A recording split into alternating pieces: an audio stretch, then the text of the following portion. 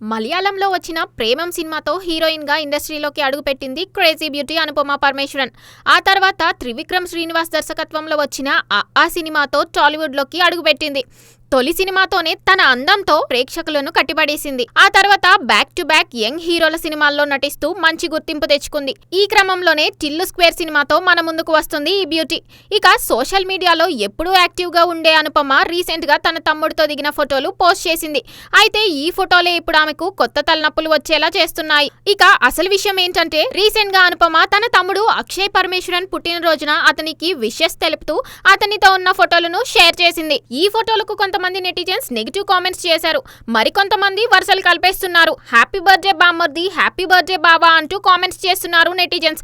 ఇంకొంతమంది తమ్ముడిని గట్టిగా హత్తుకున్న ఆమె తీరును తప్పుపడుతున్నారు. ఇంకొంతమంది ఆ తమ్ముడిని తన బాయ్ ఫ్రెండ్ అనుకుంటున్నారు. ఇలా రకరకాలుగా ఫోటోలకు నెటిజన్స్ అందరూ కామెంట్స్ చేస్తున్నారు.